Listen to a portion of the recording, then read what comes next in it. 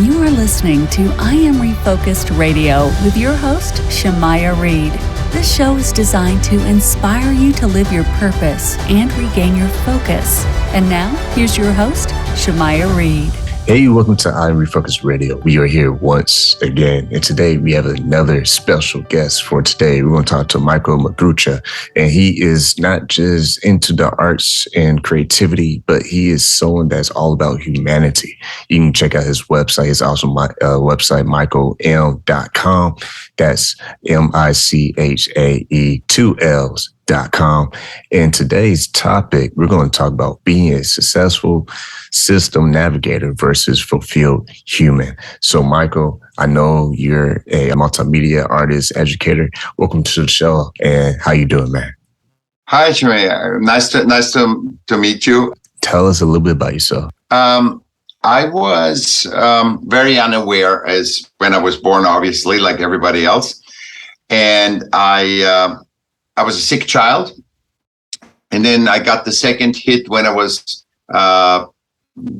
went to school, and I couldn't understand it. And I found out I'm dyslexic and dysgraphic. I still can't read my writing.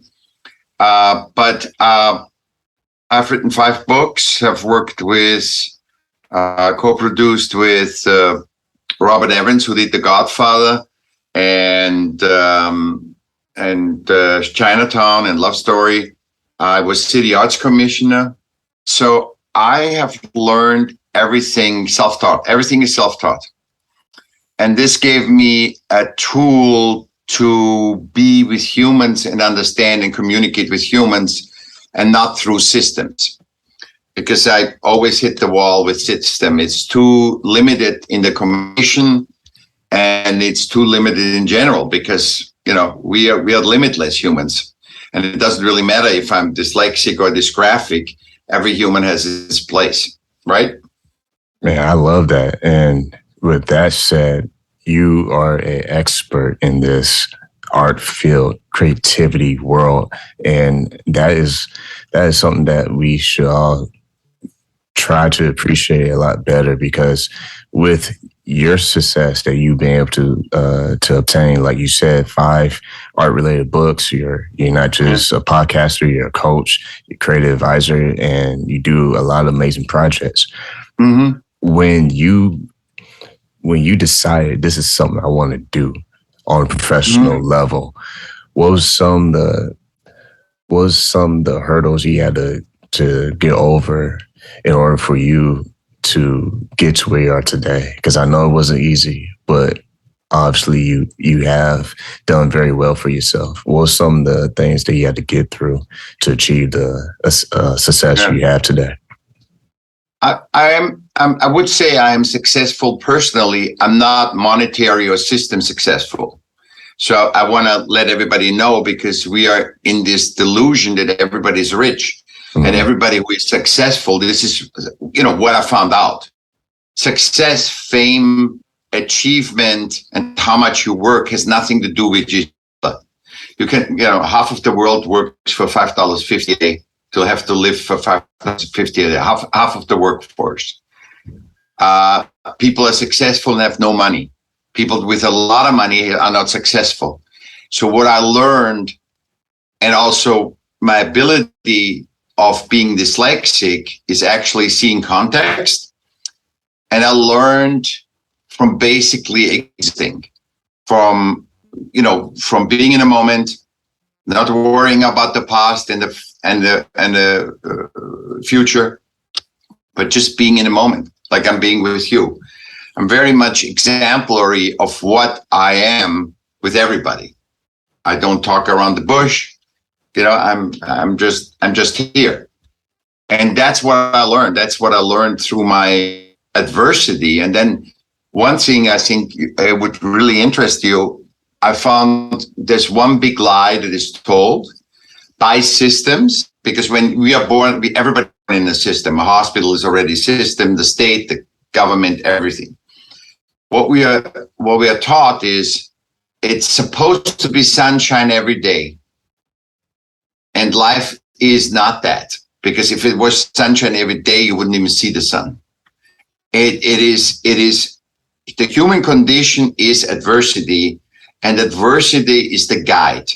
So you hit the wall, and before you hit the wall, hopefully you realize that and change course. So to get to be the most that you can be is to accept, hey, life is not a struggle, it's just adversity. I feel good. And once you accept it, it's like when you accept this unhappiness, you can start becoming happy. When you accept adversity in life, you become happy.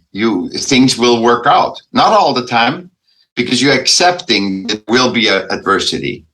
And when you look at that adversity and say, hey, this is going to make me better, this is going to make me wiser, this is going to teach me, all of a sudden that unhappiness, because you can't have sunshine every day, will change into acceptance and inner peace. And I had to learn this because I was ADHD too and everything. So I was a mess. And I'm still not perfect, but this helped me. And I love how you talked about success and defining it not based on how much you make, but based on your personal achievements. And that is something that I wish we put more spotlight on, because I think you're right. Success is not about how much money people are actually making, because someone who doesn't make as much money as someone else could probably be better than that person, but they don't get the recognition that they deserve with their creativity and with their expertise. So I think that's a very powerful statement that I definitely agree with that. I think it has nothing to do with money. It has everything to do with you as a person and the impact that you bring to your own community. I think that's around the money on that statement. When it comes to being an artist, why do you think artists get overlooked? I mean, we see all these different careers. Do you think that artists in the professional career path, do you think they get overlooked more so than other professionals? Yeah, there's 97. This is why I wrote my last book, The Smart of Art, and did the podcast, The Smart of Art, because I was so upset because it saved my life. Art and creativity saved my life, right? Literally, if I wouldn't have art, I wouldn't exist. And 97% of artists worldwide are on the poverty level. Worldwide, not just in America or Europe or Asia. There are 97% of all artists exist on the poverty level, around the poverty level. So they just get by. And look at our world. Everything is created. Everything humanity created. So how can the highest discipline of bringing the non-physical into the physical, which is art, it has no purpose. It's not a purpose for an iPhone or for a computer or for a car. It's just the discipline of bringing in the non-physical into the physical, which is the highest form of creativity, is completely ignored. And I found out the reason for this is because artists and systems have never defined art. So the system didn't know how to define art. So Michelangelo painted for the church, and they gave him, shelter and gave him money or whatever. Mozart worked for the king and the duke, and he could live with his family in the palace, and then at night he played things. So we have never, ever defined ourselves. So when you go to a plumber, you say, why am I paying $5,000? And the plumber tells you, I'm going to have bathtub, toilet, tubing, and this is my labor. When you go to an artist, he says, oh, I got an Oscar, I got a Grammy, I got accolades of this. Who cares? What do you need that for? They cannot express how powerful art is and why you are so in love with power, with the art, with their art, for example. So when you come to me and say, I really like your art or whatever, and then I quote him a price, and I can tell him why I painted it, why they love it so much, and so on. So they're getting, even if it's not tangible, they're getting a lot of information from me. But I have studied that. I did 5 books, so that's I went really deep in this because I was so disturbed by people not valuing art, And it's a human superpower. Everybody has that superpower. I'm making just conscious that they have it and how to access it. And when you are selling your art and your books, what is the main core message that you try to bring across to people when sharing your vision and your creativity with your style? I say that art is a human superpower. I say that it's a reflection of my personality, of my essence, loud, dynamic, inspirational. So when you go in a room and one of my art pieces hangs, you're not looking at the decoration. You're looking at my piece first. So mine is usually an engagement point to be engaged. When you walk into a room, you engage with my art or my music, and then you look at the rest. So I'm very much trying to get my personality across into my work. And when people are going to your website, I love how your website has not just your work display, but the design is very telling that, it's done by a creative like yourself. When people go visit your website and they learn all about you and what you do, what is it that you hope they learn during the process of appreciating the art that you put on display?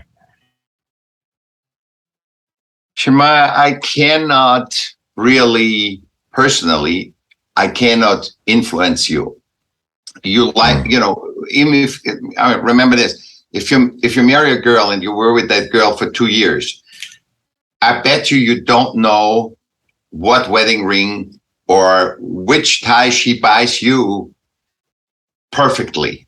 We have no influence on others other than we are exemplary for. So when you go on my website and you like it, I like that, obviously, but it is a reflection of me. So I'm very comfortable with who I am, and probably that you feel that through my website and stuff.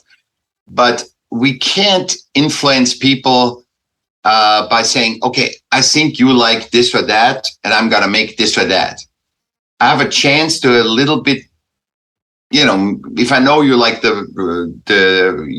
color navy blue, I can do a navy blue painting, but I would castrate my own creativity if I don't like navy blue. If I like navy blue and we both like it, so I don't have a lot of impact on other people through my work intended, but I have impact on people. I know that, but not because I intend to have impact. I'm liked by people and accepted by people, not because I want to be accepted. And I think there's we pivot as a humanity that it's another system that tells us, hey, if you market correct, you can create crap.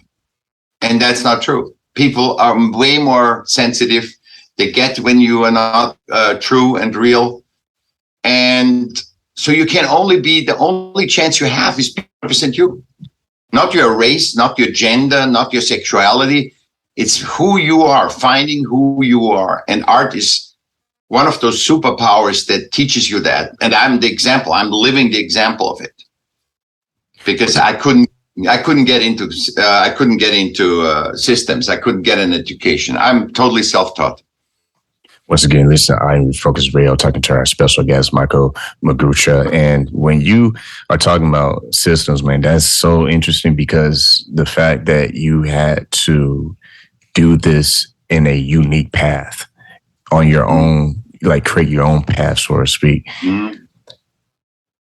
when people listen to this and they themselves can identify with maybe having the same story, you have the ability to really encourage someone right now who maybe they're younger and they're trying to deal with this and they're trying to navigate through life as well with their creative space. What's words of wisdom based on your personal life that you were able to be a professional and operate and live and be productive as a human? What words of wisdom will you give to young people who might be facing what you had to face? I would tell all the young people that the more you look for who you are outside of systems, not the race, not the gender, not the sexuality, who are you? Not about because you are part of, but who are you as a human being? If you find that, what is your specialty? Because scientists now are proving that 97% when we're born, we have a skill or an ability that is better than anybody else on this planet. And when the people go through the system of school, they come out and it's reversed. Only 3% are gifted, left gifted. So I would give every person and all the youngins, I would say, just find you especially, just look inside. Don't look outside. Outside is just a reflection of who you are.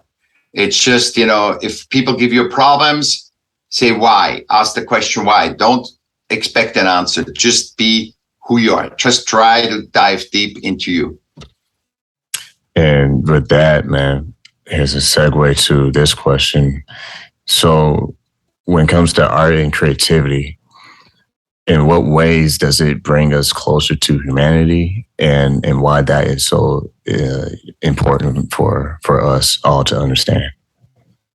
Because what it does is, art is, I told you that it's the highest discipline of creativity, because you have no intent. You just try to have a conversation with the non-physical. And when you have a conversation with you, the non-physical, because you are both, you're physical and non-physical. When you have that conversation, you start, for example, with yellow or with red or with purple, or whatever, and you start with that color on a canvas. You have a blank canvas, which is space, which is the most powerful. There's space, and then you create something. You create a sound, you create a poem, you start with a word, and then you just write, a dragonfly. And then some other word comes mountain, or some other word comes in, and you put these things on, and you were the master, because you are just taking these messages that you're asking for or looking for or open yourself up for.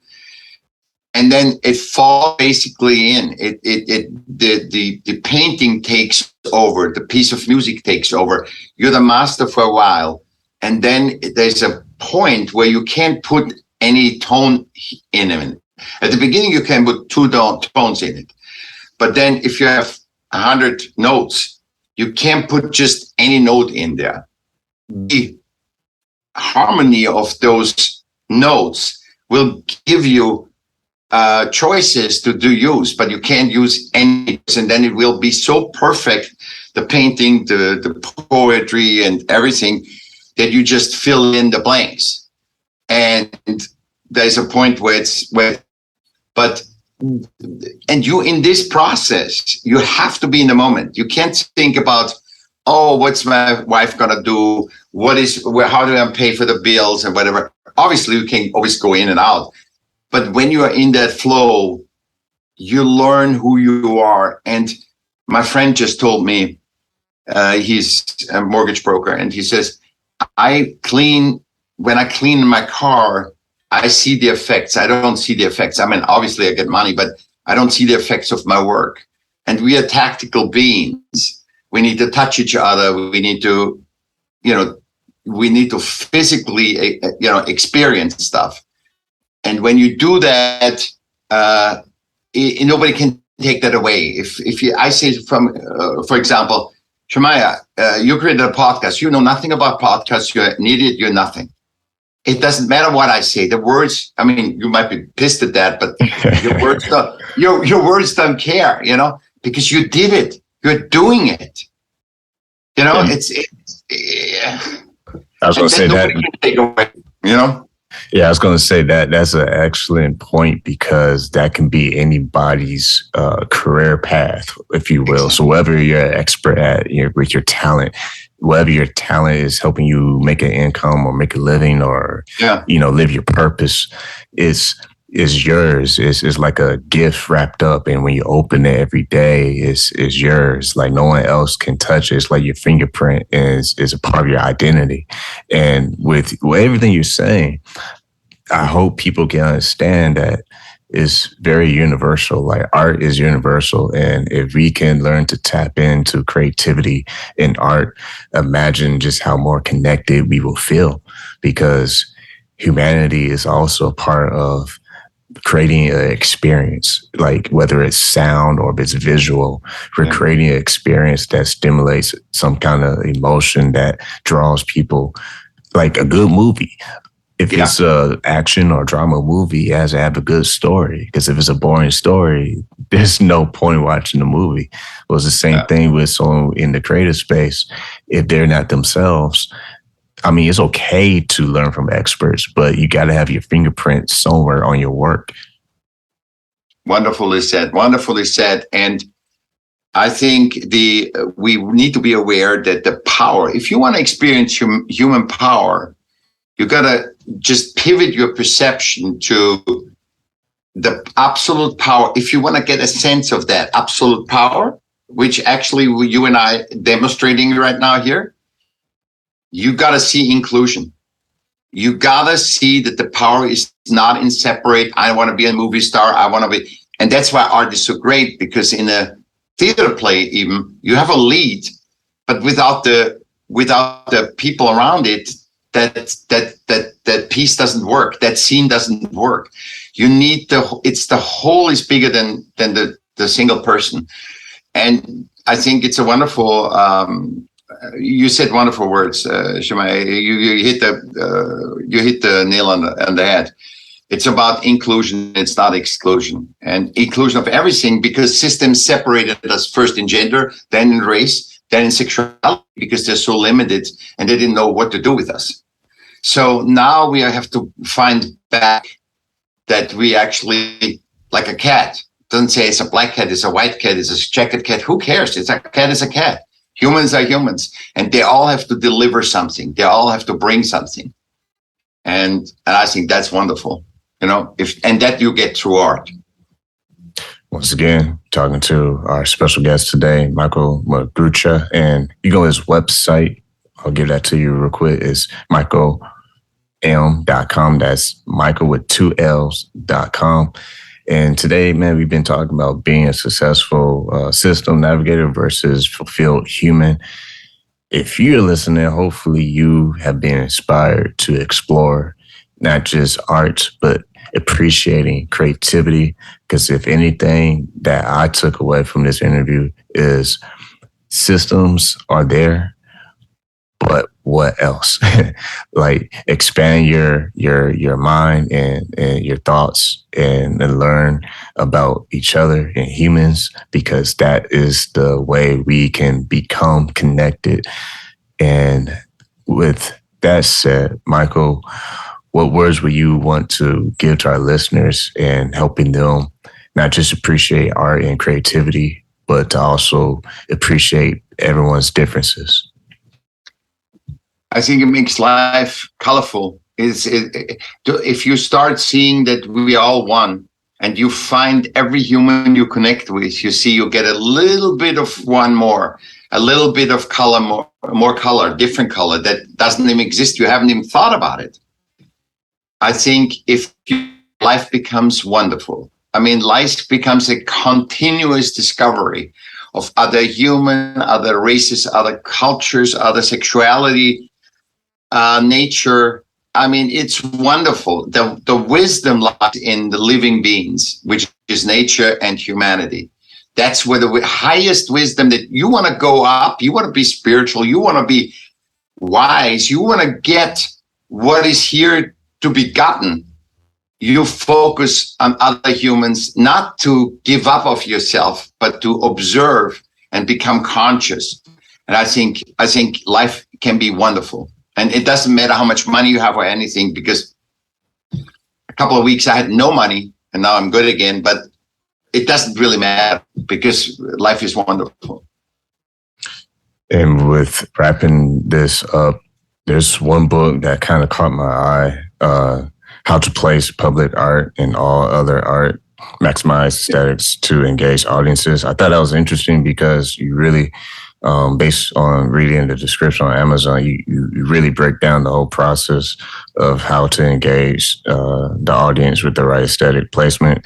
And can you touch on that a little bit for anyone who is an artist or someone who appreciates creatives like yourself? Mm-hmm. Yeah, it's great. There's one tip I can give.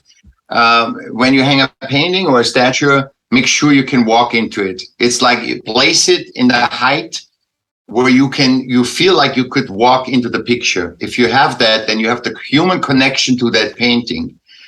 And then it will work for you 10 times better. Most paintings are hung too high. And again, my wisdom comes from the humanity, from the physical thing. If I could walk into this painting, I know I connect with it. If the painting is too high, I can't. So I hope this helps. Awesome. Well, definitely, hopefully someone who is a professional painting hanger, displaying art, whatever. Hopefully they can learn from that book. I want to point that out because I thought it was pretty interesting, one of the books that you've written. But once again, those listening right now, go to Michaell's website. That's michaellm.com. That's MICHAE 2 L's M.com. Man, it was a great conversation. I think this was something that was very creative, if you will, but also very engaging. And that's what it's all about on this show. So I want to say thank you, Michaell, for taking time, sharing your unique perspective, but also your story of what you do, man. Thank you, Shemaiah. I appreciate it.